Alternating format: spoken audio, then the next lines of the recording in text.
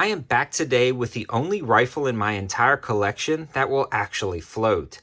This is the Henry U.S. Survival Rifle chambered in .22 long rifle. We're going to be discussing this gun, why you would want something like a takedown stowaway .22 rifle, and its performance and function down at the range, and if it's something I would recommend for somebody's personal arsenal. So digging into the first step is, what is this rifle? Well, this is a takedown survival rifle that has only a few different components that completely stows away in the stock itself. Unfortunately, because of YouTube's policies, I'm not going to show assembly and disassembly, but you get the picture from the intro. It all stores in here in a nice compact package. The other cool thing about this is once stowed away, this has enough volume and a reasonable waterproof seal on the end to float for at least 30 minutes or so. Now, I'm sure you can look up exact specs and features, but it's not entirely waterproof. If you were to submerge this in water, you do see some bubbles coming out. And as you can see in the intro, it does gather a little bit of water. And I had this in the water for about 15 to 20 minutes, and not enough water got in to weigh it down, but enough water did get in to at least let me know that it's not fully waterproof. Now, as the seal wears on the back when you're taking off the butt pad and swapping things in and out, you're going to have a little bit more water come in, but when it's fairly new, you're not going to have any issues.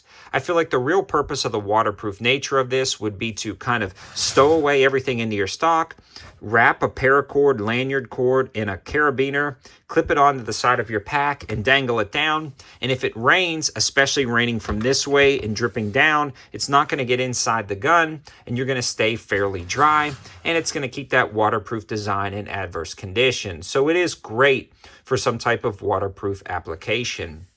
The other cool thing is it's fairly small, yet with that full 16-inch barrel stowed away inside this compartment. So if you imagine hanging this on the side of your backpack or putting this in the trunk of your car for survival situations, it's pretty nondescript, it's very lightweight, and it's easy to use. The assembly process is simple, and I had no issues whatsoever even after the action got wet.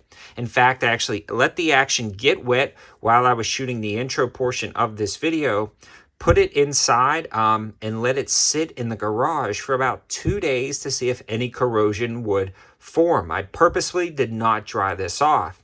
It dried naturally, and I saw no rust form on this rifle whatsoever, and it functioned good after that with no oil, which gets me to the next point of this. You want your survival rifle to be reliable.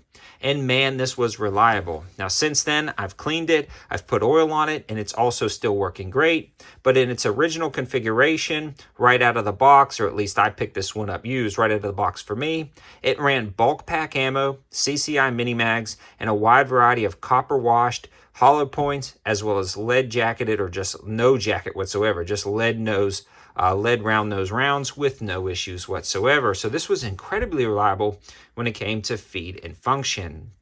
The trigger itself was halfway decent, and the sights on this guy are really set up for like varmint hunting. Again, we're talking about a survival rifle for survival applications, and small game hunting is going to be the main priority of this rifle. It's got a high-vis orange sight, and it does a fairly good job, and this thing seems to be a tack driver, at least in fairly close proximity. With that peep sight and high-vis front sight, you can easily make shots at 50 yards all day on small game, and you're going to be good to go, and that's primarily what this is for. Now, I've worked with Henry in the past and actually requested this a while back, but never got one. I just never came through it, and something always occurred, and we couldn't get this out to the channel. So when I saw one used, I knew I had to grab it, and I'm really glad I did. It's just a great shooting rifle down at the range, and it's a very interesting gun in general.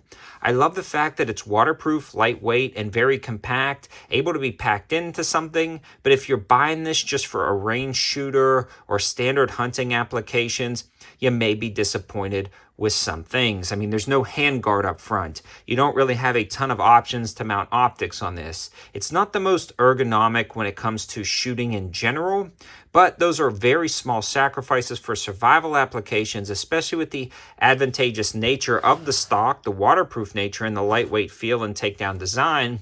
So it's definitely for somebody who wants just an interesting takedown rifle or a gun for survival applications. This does the job great. But if if you're just looking for an average 22 plinker, you may want to keep looking for something that's a little bit easier to shoot, a little bit more ergonomic, and a little bit easier to add optics to. I hope you guys liked the video, and I hope it gives you a good breakdown of the Henry US Survival 22. Thanks for watching, guys. Have a good one.